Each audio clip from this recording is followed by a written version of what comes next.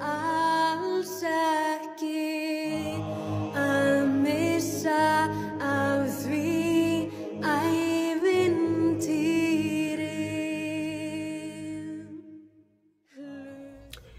Hey do, his face, Shanna, all the things. Hello everybody, Rune Guidance of the Norse. As promised, some runes for the month of October. While we're not focusing in on necessarily magic of the runes this month, we are going to put some things into practical use. And that is playing off the last video that I did. For those of you who know, I did a video about the October and the Winter Nights and Álfablót. And these are runes that you can use to work in accordance in the month of October with those festivities. So just to clarify, because I know some of you were like, it's so confusing because even when you Google about those three things, you get different dates and different times. First, I want to say we know that set dates were not a thing with the Old Norse speakers. We also know that their calendars were done lunarly, so by the phases of the moon.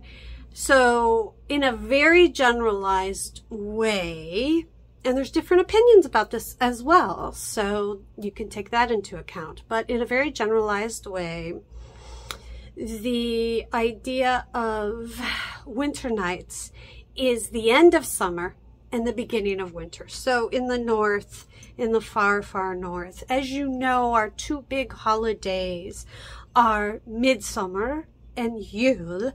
So we're talking summer and winter. That's really how the demarcation was in the calendar, where, you know, like Celtic tribes and those types of things, they have equinoxes and all that type of stuff. So summer and winter was really like the big dividing line. So winter nights is the end of summer. It's the beginning of winter. We know that around September 21st on our calendar, is a change of season. Well, for the Old Norse, they're like, that's the beginning of entering into the days getting shorter and us going into the winter season. So that's the generalized time. Fall is associated with the winter nights, and that can be a time of familial introspection. I'll get back to that in a second when I talk about a rune. Now, when we go to Álfablót, that was really like a Thanksgiving. That was like a harvest festival. That was appreciating the bounty and the harvest, and a sacrifice was made.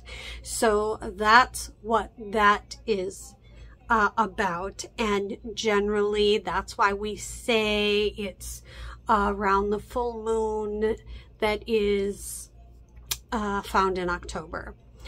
Then, of course, we have Álfablót, where people do also associate that at the same time, sometimes around the full moon. But generally, we tend to say that that's closer to the end of the month of October.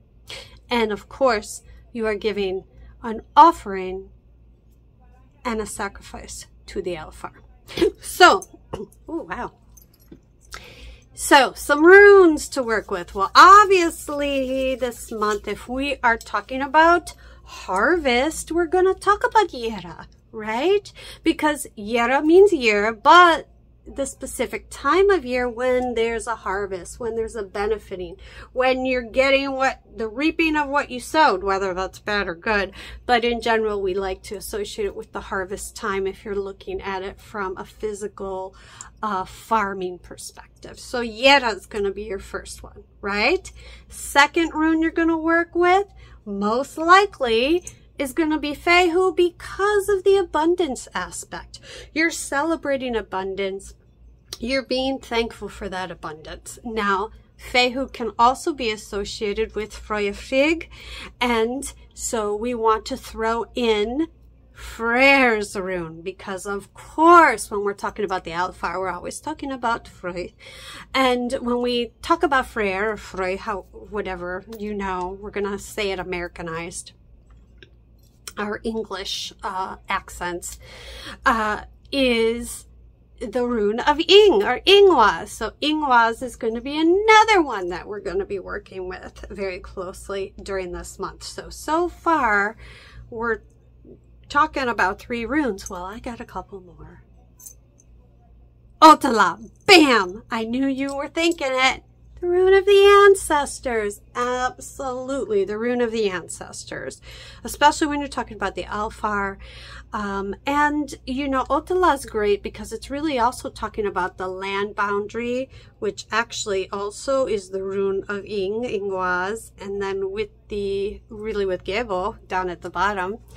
So we are talking Ingwaz, we're talking Fehu, we're talking Otala, we're talking Yera, and then I'm going to throw one more in for you. When we're talking about the winter nights and this transition from summer to winter, we traditionally view it as maybe a time of introspection, what you need to do to prepare yourself mentally, physically, emotionally, spiritually for the next 6 months, right? Let's add Isa. Isa, the slowing down, which is what happens in winter, the covering over, and the introspection.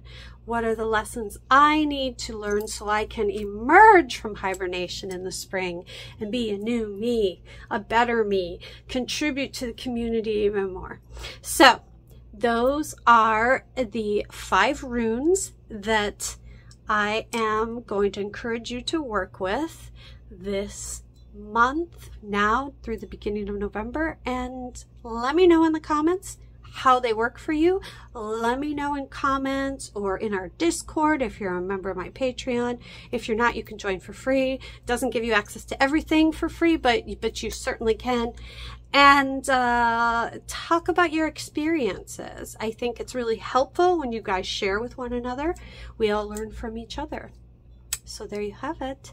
You have a blessed, abundant harvest and fall. And, you know, I'm only a message away. So take care. Love you guys.